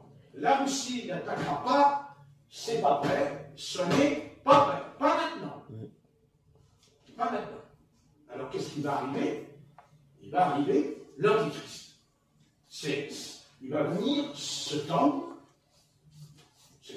qui sera un surhomme, qui aura une intelligence supérieure à nous, et qui sera capable de résoudre tous les problèmes. On verra, puisqu'il doit être le maître du monde, parce qu'il faut oublier qu'il doit être le maître du monde. Hein, l'intelligence supérieure. Ah ouais. Déjà, on dit que ce serait le plus riche. Et deuxième chose, ça je vous l'ai toujours dit, parce que n'oubliez pas que je t'ai toujours dit quelque chose, je vous ai dit, c'est lui qui va distribuer l'argent à tout le monde. Oui. Et c'est lui qui va donner du travail à tout le monde. Tout le monde. Donc, si ces deux signes s'accomplissent, alors, tâchons de faire attention aussi. Parce que de l'argent, il en a. Ça, c'est certain. Et beaucoup même. Amen. Non. Il y en a beaucoup même. Beaucoup. Et là aussi, il y en a beaucoup d'argent. Ah voilà, c'est ça. N'est-ce pas? Oui. Voilà. Donc, on verra, mais pour l'instant, ne tombons pas, arrêtons de croire que les Russes, ils vont attaquer Israël. C'est pas ce que dit la Bible. Pas ce que dit. C'est pas maintenant. C'est après le règne des 1000 ans.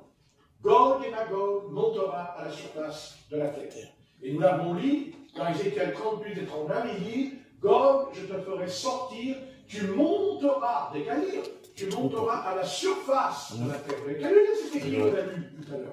Donc on ne peut pas se tromper. C'est ce que dit l'Apocalypse, tu monteras, n'est-ce pas?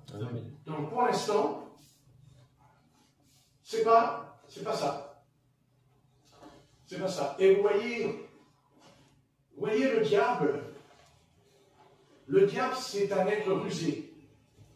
Et il a toujours là. Vous savez, le diable, il a deux choses en lui. Et il en est capable. Parce qu'il est capable. Soit il retarde la prophétie, soit il la précipite. C'est ça qu'il fait. Et c'est ce qu'il est en train de faire. Il veut nous faire croire que c'est Gog et Magog. Et malheureusement, nous avons des millions et des millions de chrétiens qui sont convaincus que c'est Gog et Magog qui va avoir lieu maintenant. Eh bien, je suis désolé pour eux, mais le réveil va être douloureux, hein, je peux vous le dire. Mais écoutez, Dieu ne nous trompe pas. Pourquoi les pasteurs ils veulent pas lire ce passage dans Acte 20? Pourquoi ils ne le citent pas dans les livres? Ils te parlent toujours de Gog et de Magog, c'est la Russie, tout ça, le pays, tout ça. Mais jamais ils disent, pourquoi ils ne disent pas Apocalypse chapitre 20? Pourquoi ils ne le disent pas? Non, ils n'en parlent pas de ça. Alors ils vont vous sortir une théorie.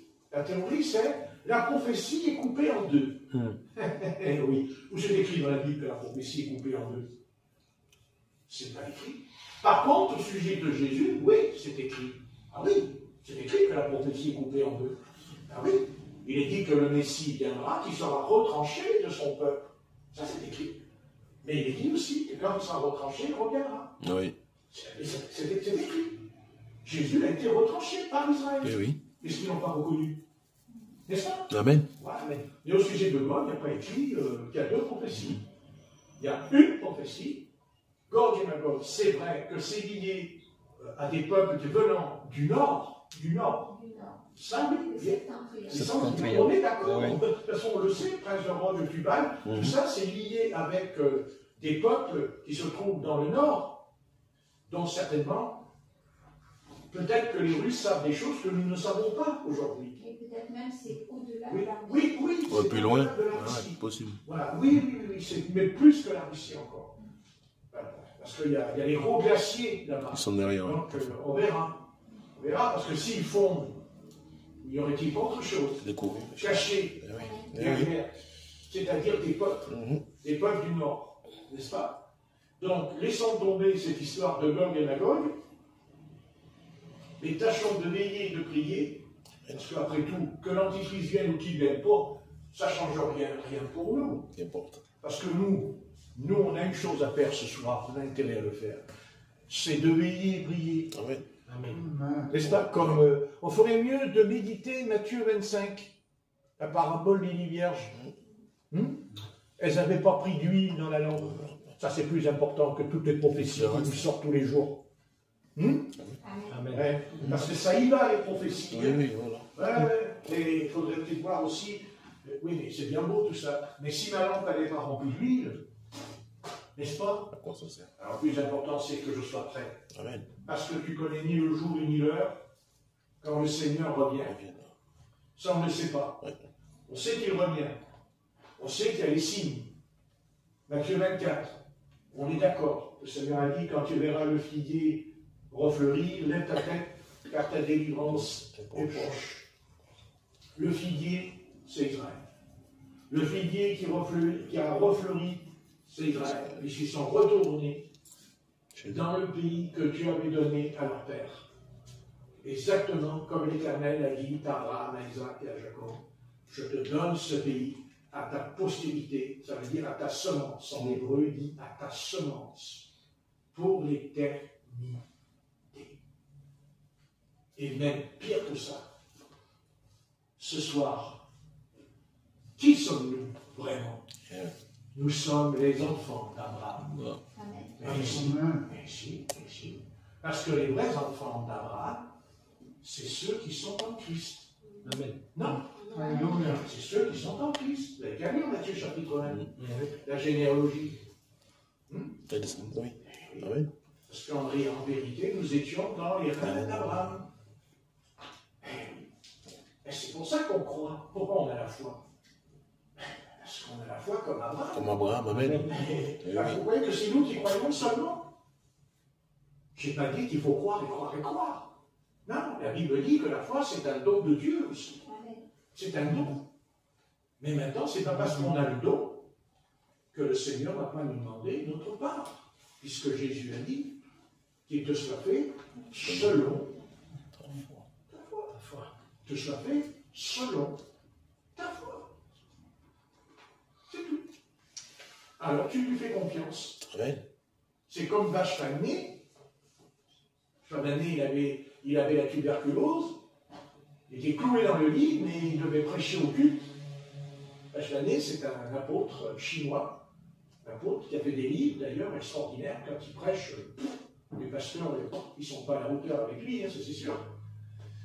Et oui. Et il avait la tuberculose, et il s'est levé de son lit. Et il a marché pendant plusieurs kilomètres. Il a marché dans la rue. Ben oui. Et il ne pouvait plus avancer, disons. Et il a marché dans la rue. Et quand il est rentré dans l'assemblée, il est monté sur l'estrade, et d'un seul coup, plus rien. Plus rien. C'est lui qui a reconnu avant moi. C'est son témoignage. Mais la foi, c'est pas seulement je reste dans le lit et j'attends que le Seigneur agisse. Non, il s'est levé et il y a été. Amen. C'est la foi. C'est ça la foi. La foi, c'est pas seulement. La foi, c'est un acte en nous. Qu'on lui fait confiance. Que je me sente bien ou que je me sente mal. C'est pas la foi. La foi, elle n'agit pas parce qu'elle ressent ou ce qu'elle sent. La foi ne sent rien. Rien du tout, la foi. La foi, elle croit. C'est-à-dire qu'elle fait confiance au Seigneur. Amen. Elle confiance. Quel que soit ce qui peut m'arriver, j'ai confiance en lui. Il est mon sauveur, il est mon libérateur, et j'ai confiance en lui. Maintenant, c'est vrai que pour être guéri, pour être délivré, là, bien sûr, nous ne parlons pas des inconvertis qui entendent l'évangile pour la première fois. Mais après, quand on est croyant, la Bible dit, si nous avons péché, nous avons un avocat auprès du Père qui intercède, mais il dit aussi qu'on fait l'onction d'huile, c'est écrit dans l'épître de Jacques, et que si un frère ou une sœur a péché, eh bien, elle demande pardon au Seigneur. Amen. Et le Seigneur dit que, et qu'est-ce que dit Jacques? Elle sera guérie. Bien sûr, il faut tout dire. Hein. Alors, faisons confiance. C'est vrai que c'est, vous savez, si Jésus-Christ guérit les malades, si Jésus-Christ ressuscite les morts, si Jésus-Christ chasse les démons, ben, ça veut dire que la vie n'est pas facile. Pourquoi voulez-vous que Jésus chasse la maladie si tout va bien? Est-ce qu'on a besoin d'aller? Est-ce qu'on va voir le docteur quand on n'est pas malade? On ne va pas le voir. N'est-ce pas? Voilà. Donc, c'est normal que Jésus-Christ guérit les malades parce que nous sommes nés malades. Et oui, nous sommes nés malades. Nous sommes nés pécheurs, mais on a oublié que nous sommes aussi nés malades. Mais c'est normal. Le salaire du péché, c'est la mort. Donc nous portons en nous le cancer. Il y a en nous le cancer. Il y a en nous tout plein de maladies, même qu'on ne connaît pas encore ce soir. Mais nous, on n'a pas besoin de dire les maladies. On dit la maladie, c'est le péché. C'est tout. Et quand on vient à la croix de Golgotha, ou pas à la croix, parce que c'est l'autel du sacrifice. Il n'y a pas de pardon de mes péchés s'il n'y a pas un sacrifice. Quand Dieu pardonne Abel, c'est parce qu'il a offert un sacrifice. C'est pas lui. Lui, est-ce que c'est Abel qui a été crucifié sur l'autel? Non. Il a apporté un animal, un agneau. Vous voyez ce que je veux dire? C'est ça le sacrifice. C'est quoi le sacrifice? C'est qu'il y a un prix, à payer. Le prix. Le prix. Et le prix de notre salut, en fait, il n'a pas de prix. On ne peut pas lui donner un chiffre. C'est impossible. Parce qu'on ne pouvait pas le payer. Donc, il a fallu que quelqu'un paye le prix. Et ce prix a coûté très cher. Les deux larrons qui sont crucifiés sur la croix, ils n'ont pas payé le prix. Ils ont payé le prix. Non, ils ont payé le prix de leur forfait. Ils ont été punis par la loi parce qu'ils ont fait le mal. Mais notre Seigneur, il est crucifié sur la croix avec les deux brigands. Mais il y en a un qui dira, mais lui, il est innocent. Il n'a rien fait. Ah, c'est étonnant. Il a fallu que cette bande d'imbéciles qui est en... Non, parce qu'il y a des bandes d'imbéciles au pied de la croix, hein. Les bandes d'imbéciles, là, il y en a qui crient, ah, c'est le Fils de Dieu, la condition de la croix, et on croira en lui, n'est-ce pas? Et puis les autres, ils insultent. Mais non. Marquez, s'il faut être crucifié pour plus être un imbécile, pourquoi pas? Parce que le crucifié, lui, il a dit, lui, il est innocent. Mais ceux qui sont en bas, ils n'ont pas dit qu'il est innocent. Non. Non, ils l'ont condamné. Ils l'ont condamné, mais pas celui qui était sur la croix. Seulement, lui aussi, on pourrait dire qu'il a... Parce que lui aussi, il est sacrifié. Non, il n'est pas sacrifié. Non, il est puni. Mais pas Jésus. Jésus n'est pas puni. Non. Enfin, il n'est pas puni. Les hommes ont cru le punir. Mais c'est pas vrai. En fait, ce n'est pas les hommes qui l'ont puni. C'est son Père qui le punit à notre place, à nous. Parce que c'est nous qui devions être sur la croix. C'est nous qui devons être sur la croix. Amen. Parce que c'est nous qui avons transgressé. C'est nous qui vivons dans le péché. Et le Seigneur est un rédempteur. Ce qu'on appelle la rédemption. Donc d'ailleurs, il dit, mon juste vivra par la foi, sera même sauvé par la foi dans l'Épître aux Romains. Hein? Vous voyez, sauvé par la foi. Mais la foi, c'est pas seulement que je crois, c'est parce qu'il y a quelqu'un qui a pris ma place. Et oui, il est mort à ma place. Il est mort à ma place. Donc on n'a pas compris ça. On n'a pas compris ce que ça veut dire se repentir de son péché. On se repent parce que c'est nous qui avons péché contre le Seigneur. Nous avons péché contre lui. On a même péché, même quand on était dans le sein de notre mère, nous étions pécheurs. Point, c'est tout. Donc il a fallu naître de nouveau. Il fallait naître de nouveau. Heureusement que vous imaginez que pour naître de nouveau, il aurait fallu comment l'expliquer, que mon père il rencontre une autre femme. Et il dit, viens ma chérie, il faut que mon enfant il naisse de nouveau. Viens, tic, tic, tic, tic. Le gosse il sort, c'est un voyou. Ah bah si, je croyais qu'il fallait que je retourne. Non, tu es né de nouveau. Parce que ça, mon ami, ça, je peux te dire, ça alors, même l'Antéchrist, il ne pourra pas le faire. Et même avec leur intelligence artificielle, ils ne pourront jamais faire naître de nouveau un homme. Jamais. Amen. Jamais. Non, jamais. Non. Non. Parce que ça, mon ami, c'est naître de l'esprit et non pas de l'intelligence. Né d'eau est d'esprit. Pas la même chose. C'est pas la même recette. Vous voyez ce que je veux dire? Eh oui. Ils me font rigoler. Non, mais des fois, ils me font marrer en ce moment, vous savez, avec leurs trucs, là. Leur intelligence, leurs robots, les satellites. Pou, pou, pou, pou. Dieu, il va envoyer le feu, il n'y a plus rien. Ils n'ont conçu, plus rien. Terminé. Amen. Amen. Amen. Dieu. Non, la seule chose qui restera, vous savez, la chose qui restera, c'est ce qui est éternel. Amen. Amen. Et ce qui est éternel, c'est le Christ. Et nous sommes éternels parce qu'il l'a dit. Parce qu'il l'a dit. Mais attention, celui qui croit à la vie éternelle, celui qui croira en moi, il a dit Jésus, à la vie éternelle. Vous êtes passé de la mort à la vie des ténèbres. Parce que l'intelligence artificielle, elle ne va pas vous faire passer de la mort à la vie, des ténèbres à la lumière. Certainement pas. Alors ils peuvent essayer tout leur programme. De toute façon, Jésus-Christ est vivant. Amen. Jésus-Christ est vivant. Amen. Et vous savez, avec leur truc là, vous savez ce qui va se passer? Moi, je vais vous dire ce qui va se passer. Moi, je vais vous dire ce qui va se passer. Je vais vous dire ce qui va se passer. La puissance du Saint-Esprit va venir. Elle va descendre. Il n'y a pas de doute. Ne croyez pas que le Seigneur va fermer les yeux, que le Seigneur il va nous laisser comme ça, allongés sur une table, en train de manger du raisin ou des tomates, tranquille. Pas du tout. La puissance du Seigneur va descendre dans le corps de Christ. Bien sûr qu'il va le faire. Ils vont manifester cette intelligence. Ils vont machiner les choses. Mais attendez, ils sont en retard. D'ailleurs, l'homme charnel, c'est un retardé. L'homme qui n'est pas régénéré, il est retardé mentalement.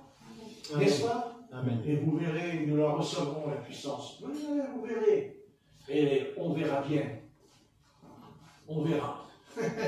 Vous savez, on verra. On verra bien. Parce que quand on lit la Bible, on sait très bien que quand on lit toute la Bible, il y a quelqu'un dedans. Amen. Et quand ce quelqu'un se met en marche, n'oublions pas qu'il y a eu les 10 plaies qui se sont abattus sur l'Égypte. Amen. Pas une, pas deux, pas trois, 10. Et ne croyez pas que ça va. Vous savez, qu'est-ce que dit l'Apocalypse? Il y aura 7 malheurs.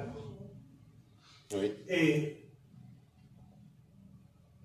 le malheur qui va venir, le deuxième, le troisième, il dit l'ange. Oui, c'est vrai. L'ange. L'ange. Ah. Ils ne sont pas sortis de l'auberge, les gars, ils ne savent pas encore. Avec leur extraterrestre. Ah, ça me fait rire, moi. Les extraterrestres. Comment ça se fait qu'ils ne sont pas capables de lire les extracélestes? Hein? Amen. Non, mais attendez, pourquoi ils disent extraterrestre? C'est bizarre, ça. Mais bien sûr que c'est extraterrestre. Mais c'est Satan qui est un extraterrestre.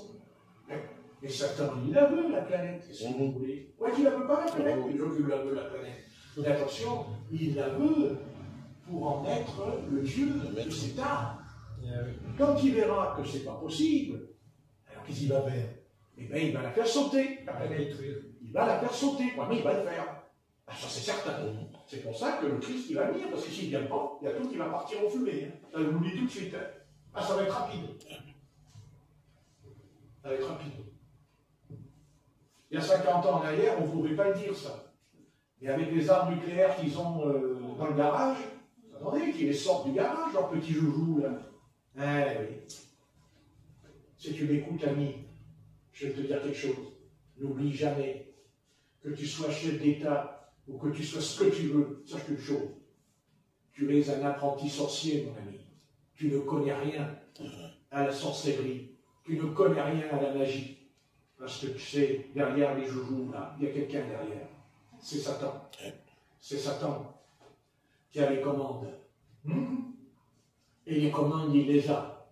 Pas parce que Dieu le veut, mais parce que Dieu n'a pas le choix, parce que l'homme a choisi son chemin. Amen. Et il va aller vers ce qui est sombre. Il va aller vers une force mauvaise, l'homme. Il va pencher du mauvais côté, parce qu'il est attiré en lui vers ce qui est lugubre, vers ce qui est mauvais. C'est en lui. Et le mal est tellement mauvais qu'il a atteint des enfants qui tuent dans la rue. C'est ce qui s'est passé en Allemagne. Ils tuent dans la rue avec un couteau à la main. C'est le mal. Et ce mal ne va pas s'arrêter là. Il va se développer, il va grandir, il va germer, il va se manifester. Parce que il va sortir ce qu'il y a dans l'homme. Il faut que ça sorte, mes amis. Si, mes amis, et si ça va sortir, et je vous le dis, ça va sortir, et vous savez, ça va sortir là où il le pense le moins. C'est les enfants qui vont devenir terribles. C'est les enfants qui vont nous détruire. Et c'est écrit, malheur au peuple, malheur au peuple, qui a quelqu'un qui gouverne et qui est un enfant, malheur. Et c'est ce qui va venir, parce que les démons vont entrer en eux. Et les parents ne pourront rien faire. C'est pourquoi? Parce qu'ils vont tuer leurs parents. Ils vont tuer, ils vont le faire, les gosses. Vous verrez ce que je vous dis ce soir. Ils vont tuer leurs parents, ils le feront. Parce que le diable va entrer en eux. Il faut que ça sorte. Et Dieu dira aux hommes mûrs, aux hommes qui gouvernent, il leur dira, c'est vous, car ils sont à votre image. Oui, ils sont à votre image. C'est certain. Parce qu'on reproduit toujours ce que nos pères sont. Et c'est pour ça qu'Israël est toujours tombé dans le péché.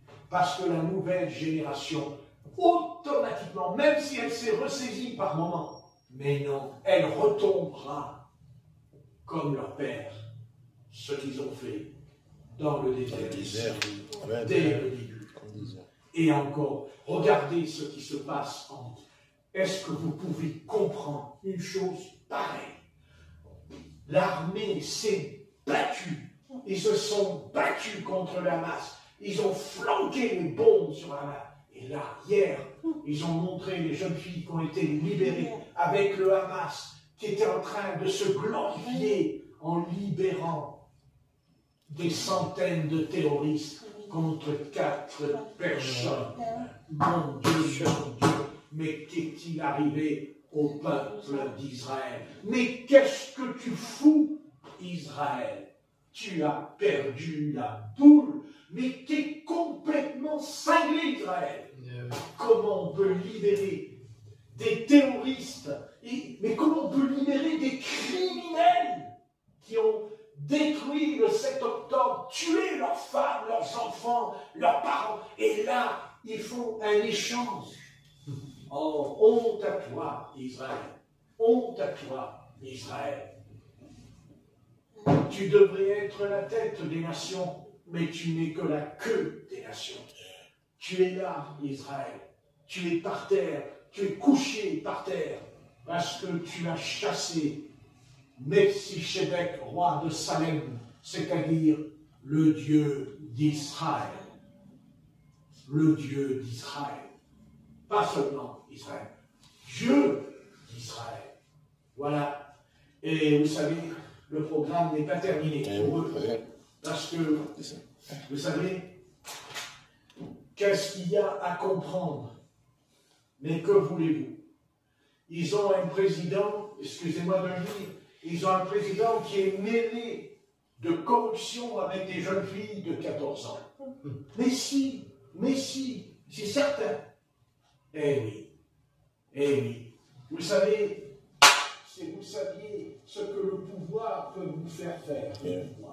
Vous pouvez vous imaginer les portes qui s'ouvrent dans votre esprit quand vous avez le pouvoir. Parce que ils ont toujours l'impression qu'ils sont intouchables et qu'il ne leur arrivera rien. Mais ne vous inquiétez pas là-dessus. Dieu, quand le moment viendra, il va régler les comptes. Parce que Dieu règle toujours les comptes en son temps. Quant à nous, nous savons qui est le Christ. Et quand on prie, nous, on prie Christ, mais on prie le Dieu d'Israël. Christ est le Dieu d'Israël qui a fait sortir d'Égypte. C'est lui qui les a conduits hors d'Égypte. C'est Dieu qui leur a donné une terre qui ne leur appartenait pas, entre parenthèses. Ah oui. C'est Dieu qui leur a donné. Mais qu'est-ce qu'ils en ont fait de cette terre? Quand vous pensez qu'à Jérusalem, il y a des discothèques d'homosexuels à Jérusalem, dans Jérusalem, l'habit saint, la fille de Sion, et ils viennent se pavaner avec les rabbins, nous, le peuple d'Israël. Oh Israël, Israël, tu as perdu la tête. Remarquez, quand on n'a pas le Christ, on ne perd que la tête. Parce que le Christ, c'est l'Esprit Saint. L'Esprit Saint, amen. Amen. Et si vous n'avez pas l'Esprit Saint, vous partez n'importe où. Ah oui, on va arrêter, c'est l'heure. Notre Père qui est aux cieux,